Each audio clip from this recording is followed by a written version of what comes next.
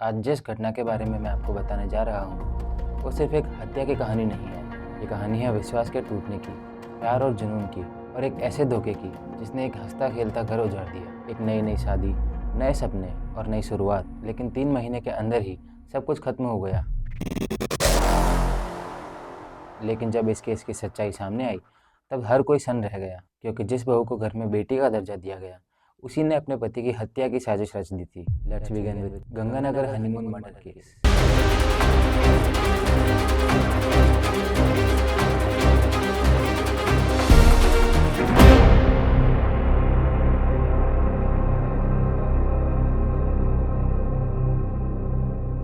Hello दोस्तों, मेरा नाम है धीरज और आप लोगों का बहुत बहुत स्वागत है आपके और मेरे इस चैनल पर। उम्मीद करता हूँ आप लोग बहुत खुश और बहुत अच्छे होंगे। अंजलि एक नॉर्मल से परिवार की एक नॉर्मल सी लड़की, लेकिन उसकी ज़िंदगी बचपन से ही आसान नहीं रही थी। करीब 13 साल पहले अंजलि के पिता की डेथ हो गई थी और घर की जिम्मेदारियाँ उसके भाई और उसके माँ पर आ चुकी थी। और अंजलि, जो कि अपने परिवार की सबसे छोटी बेटी थी, शायद इसी वजह से उसे परिवार में सबसे ज़्यादा प्यार मिला था। अंजलि की माँ ने अपनी पूरी ज़िंदगी अपने बच्चों को संभालने में लगा दी थी। हर माँ की तरह अंजलि की माँ का भी एक सपना था कि उसकी बेटी अच्छी तरह पढ़ाई लिखाई करे और बाद में उसे एक अच्छा घर मिले। और अंजलि पढ़ाई में भी काफ़ी अच्छी थी, इसी वजह से उसे स्कूल के बाद भी कॉलेज जाने का एक मौका मिला था। लेकिन यहीं से उसकी ज़िंदगी ने एक नया मोड़ ले लिया था। कॉलेज में उसकी मुलाकात संजय और संजू नाम के एक लड़के से हुई थी, जो कि आर्ट्स का एक स्टूडेंट था। संजू पढ़ाई में काफ़ी ख़राब था और कैंपस से ज़्यादा कैंपस से बाहर नज़र आता था। इधर उधर की आवारागर्दी, लड़ाई झगड़े, दबंगई, यही उसकी पहचान थी। और शायद इसी वजह से वो कॉलेज में काफ़ी फेमस था और कॉलेज में उसका नाम भी चलता था। और संजू के इसी पर्सनैलिटी की वजह से उससे कुछ लड़कियां भी इम्प्रेस हो जाती थी, और उन्हीं में से एक थी अंजलि, जो कि थोड़ा स्ट्रेंज साउंड करता है। अंजलि भी संजय से अट्रैक्ट होने लगी थी। स्टार्टिंग में बातचीत और फिर एक नॉर्मल सी दोस्ती, और इसी दोस्ती के दरमियान ये लोग मिलने लगे थे। और धीरे धीरे उन दोनों की ये दोस्ती एक प्यार में बदल गई थी, क्योंकि दोनों आसपास के ही गांव में रहते थे, तो रोज़ मिलना आसान हो गया था। वक्त बीतता गया और कब ये रिश्ता 6-7 साल जितना बड़ा हो गया, किसी को पता नहीं चला। लेकिन एक दिन अंजलि के घर वालों को उस पर शक हुआ, क्योंकि अंजलि की बिहेव में बहुत सारे चेंजेस आने लगे थे, जिसको देखकर कोई खुश नहीं था। और धीरे धीरे अंजलि के परिवार वालों को ये पता चला कि अंजलि एक लड़के से मिलती है। लेकिन शुरुआत में अंजलि के परिवार वालों ने अंजलि को कुछ नहीं कहा। लेकिन जब परिवार ने संजू के बारे में इन्फॉर्मेशन निकालना स्टार्ट करा, तब संजू उनको कुछ खास पसंद नहीं आया और उन्हें उसे देखकर लगा कि संजू एक जिम्मेदार लड़का नहीं है, ना पढ़ाई में अच्छा, ना कोई काम, ना कोई कमाई, और सिर्फ आवारागर्दी करता है। और उन्हें लगा कि ऐसे किसी लड़के के साथ अगर अंजलि की शादी करवा दी गई तो उसका भी कोई फ्यूचर नहीं बचेगा। और इसी चीज़ के चलते परिवार वालों ने ये डिसीजन लिया कि अंजलि की शादी जल्द से जल्द करवानी पड़ेगी, वरना अंजलि उस लड़के के साथ भाग गई। अंजलि ने इस चीज़ के लिए रजिस्ट भी किया, लेकिन उसके परिवार वालों ने अंजलि की एक ना सुनी। इधर अंजलि के परिवार वालों ने अंजलि की शादी के लिए श्री गंगानगर में रहने वाले आशीष नाम के लड़के को देख लिया था, जो कि उन्हें काफ़ी पसंद भी आ चुका था। आशीष के माता पिता बचपन में ही गुजर गए थे, लेकिन आशीष के चाचा चाची काफ़ी अच्छे थे और उन्होंने ही उसे पाल पोस कर बड़ा किया था। और आशीष को अपने बेटे से भी बढ़कर रखा गया था, उसे पढ़ाया, आगे बढ़ाया, और आशीष भी पढ़ाई में काफ़ी अच्छा था। आशीष ने जियोलॉजी में एमएससी की हुई थी और आशीष एक प्राइवेट स्कूल में टीचर की नौकरी पर भी था। एक सीधा, शांत और एक जिम्मेदार लड़का, जो कि किसी को भी पसंद आ जाए। और ऐसा ही अंजलि के साथ भी हुआ।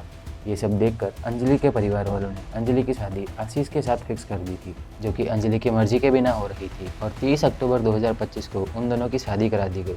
शादी के कुछ टाइम बाद तक सब कुछ नॉर्मल दिख रहा था। अंजलि भी अब अपने ससुराल आ चुकी थी और परिवार वाले भी काफ़ी खुश लग रहे थे। और आशीष भी अपनी नई ज़िंदगी को लेकर बहुत खुश था। और कुछ ही दिनों में उसकी नौकरी भी एक नए स्कूल में लग गई थी, जहाँ उसकी सैलरी भी ज़्यादा थी। घर में खुशी का माहौल था, लेकिन अंजलि के मन में अब भी कुछ चल रहा था। कुछ समय बाद अंजलि ने आशीष से एक बात करनी चाहिए। उसने कहा कि मुझे अपनी आगे की पढ़ाई कंटिन्यू करनी है। आशीष ने भी ये सुनकर उसे मना नहीं करा, बल्कि उसका सपोर्ट करा और कहा कि तुम्हें जो भी करना है, जैसी भी पढ़ाई करनी है, तुम कर सकती हो। ये सुनकर अंजलि भी एक बार को तो खुश हो गई थी, लेकिन अंजलि ने बाद में ये कहा कि उसे अपने मायके के पास वाले कॉलेज में पढ़ाई करनी है, जो कि आशीष के घर मतलब अंजलि के ससुराल से लगभग 300 किलोमीटर दूर था। आशीष को अंजलि की ये बात सुनकर थोड़ा अजीब लगा और आशीष ने कहा कि हमारे गंगानगर में भी कई सारी कॉलेजें हैं, तुम वहाँ पढ़ सकती हो। उसका ये कहना भी सही था, क्योंकि अभी उन दोनों की शादी को 2 महीने भी नहीं हुए थे। लेकिन अंजलि जिद करती है, पर इसका कोई फ़ायदा नहीं पड़ता और आशीष इस बात से मना कर देता है। लेकिन अब भी अंजलि कुछ ना कुछ बहाने बनाकर अपने मायके चली जाती है और वहाँ जाकर संजू से मिलती है। ऐसे ही एक दिन जब अंजलि अपने मायके गई और संजू से मिली, तब उसने संजू को गले लगकर बोला कि अब मैं वहाँ नहीं रह सकती, मुझे तुम्हारे साथ रहना है।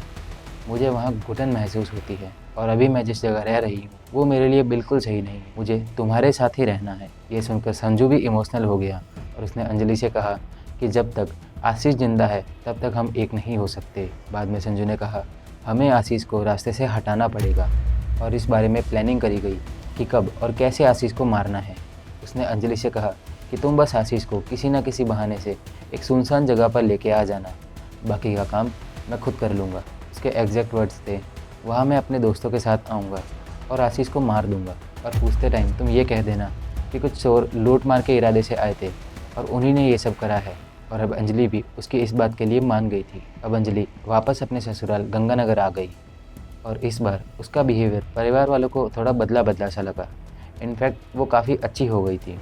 उन्हें लगा कि अब हमारे घर की बहू अपने इस नए घर में घुल मिल चुकी है। अब अंजलि बहुत अच्छे से अपने परिवार वालों की सेवा करने लगी और अपने पति का बहुत अच्छे से ख्याल रखने लगी। सब कुछ एकदम परफेक्ट था ताकि किसी को कोई शक ना हो। कुछ दिनों बाद अंजलि और आशीष रोज़ रात को वॉक पर निकलने लगे और 25 जनवरी की रात भी यही हुआ। खाना खाने के बाद दोनों पति पत्नी एक वॉक पर निकले और यहाँ अंजलि ने प्लान के अकॉर्डिंग संजू को अपनी लाइव लोकेशन भेज दी थी। संजू भी अपने दो दोस्त रोहित और सिद्ध के साथ उस खेत वाले इलाके की तरफ निकल पड़ा जहाँ से वो दोनों पति पत्नी गुजरने वाले थे और वहाँ पहुँचकर झाड़ियों में छुप गया। और जैसे ही अंजलि और आशीष उस जगह तक पहुँचे, थोड़ा दूर जाते ही अंजलि ने अपने हाथ से एक इशारा कर दिया, जिसे देखकर संजू अपने दो दोस्तों के साथ आशीष पर टूट पड़ा और उसने आशीष के सर पर एक डंडे से वार कर दिया था। आशीष वहीं गिर पड़ा, लेकिन आशीष अब तक मरा नहीं था और ये देखकर संजू को और गुस्सा आया। फिर संजू ने अपने मफलर से आशीष का गला घोटा और आशीष को मौत के घाट उतार दिया। अंजलि ने अपने गहने, अपना फ़ोन और आशीष का फ़ोन संजू को दे दिया ताकि मामला एकदम लूटपाट का ही लगे। और यहाँ अंजलि को भी थोड़ा बहुत मारा जाता है ताकि किसी को हल्का सा भी कोई शक ना हो। और अंजलि वहीं गिरकर बेहोश होने का नाटक करने लगती है। जब देर रात तक भी वो दोनों नहीं लौटे तब परिवार वाले उन्हें ढूंढते ढूंढते उसी खेत वाली सुनसान जगह पर जा पहुँचे। उन्होंने देखा कि उनका बेटा और बहू बेहोशी की हालत में सड़क के किनारे पर पड़े हुए हैं। उन्होंने उन दोनों को जल्दी से हॉस्पिटल भेज दिया। हॉस्पिटल पहुंचते ही उन्हें पता लगा कि उनकी बहू तो एकदम सही सलामत है, लेकिन डॉक्टर ने आशीष को यानी उनके बेटे को डेड घोषित कर दिया। ये न्यूज़ सुनकर आशीष का परिवार पूरी तरीके से टूट चुका था। इधर अंजलि को होश आने के बाद पुलिस ने अंजलि से उस रात की सारी बात ढंग से जाननी चाहिए। अंजलि ने कहा कि कुछ लोग चोरी के इरादे से आए थे, लेकिन जब आशीष ने उनके सामने रजिस्ट किया तो उन्होंने आशीष और मुझे डंडों से मारकर गिरा दिया और उसके बाद का मुझे कुछ भी याद नहीं है। ये सुनकर पहले तो पुलिस को ये मामला लूटपाट का ही लगा, लेकिन इन्वेस्टिगेशन के दौरान अंजलि के बयान बार बार इधर उधर हो रहे थे। ये देखकर पुलिस के मन में शक बना, क्योंकि पिछले कुछ टाइम से काफ़ी ऐसे केसेस सामने आ रहे हैं जिसमें पत्नी ने अपने ही पति को मार देती है या मरवा देती है और इसके बाद वही हुआ जिसका डर था। पुलिस ने पोस्टमार्टम करवाई और पोस्टमार्टम ने सारी सच्चाई उगल दी। आशीष की मौत सर पर चोट लगने से नहीं बल्कि गला घोटने की वजह से हुई थी। लेकिन पुलिस के मन में अब ये सवाल था कि ये सब आशीष के साथ ही क्यों हुआ, अंजलि को क्यों छोड़ दिया गया। पुलिस को शक हुआ और अंजलि की कॉल डिटेल्स निकाली गई और कॉल डिटेल्स से ये पता चला कि अंजलि एक नंबर से रोज़ कई घंटों बात करती है और 25 जनवरी के दिन भी काफ़ी बार उस नंबर से बात हुई थी और वो नंबर था संजय उर्फ संजू का। और पुलिस को पता चला कि संजू अंजलि का बॉयफ्रेंड था या एक्स बॉयफ्रेंड था, जो भी था। और जब संजू की लोकेशन निकाली गई तब पता चला कि संजू भी अभी गंगानगर में ही कहीं है। पहले तो अंजलि कुछ नहीं बताती है, लेकिन जब अंजलि से सख्ताई से पूछा गया तब अंजलि टूट जाती है और सारा सच उगल देती है और उसके बाद तुरंत संजू को गिरफ्तार कर लेती है और साथ में उसके दो दोस्त रोहित और सिद्ध को भी गिरफ्तार करती है। और अब इन चारों को कोर्ट में प्रोड्यूस किया जाता है और कोर्ट में रोहित, सिद्ध और संजू को 5 दिन की रिमांड दे दी जाती है और अंजलि को 2 दिन की रिमांड मिलती है। दोनों परिवार वालों के बयान लिए जाते हैं और आशीष का परिवार आज भी ये कहता है कि अंजलि हमारी बेटी जैसी थी। सोच कर देखिए, आशीष के परिवार वाले इतना सब कुछ होने के बाद भी अंजलि को अपनी बेटी कहकर बुला रहे थे, लेकिन अंजलि के मायके वाले कहते हैं कि हमें उसके इस रिश्ते के बारे में, मतलब संजू और अंजलि के इस रिश्ते के बारे में कुछ नहीं पता था। दोनों परिवार बुरी तरह टूट चुके थे। That's it for the today's case. इस केस के बारे में आपकी क्या राय है, कमेंट सेक्शन में ज़रूर बताइएगा। I will see you in the next case. तब तक के लिए थैंक यू।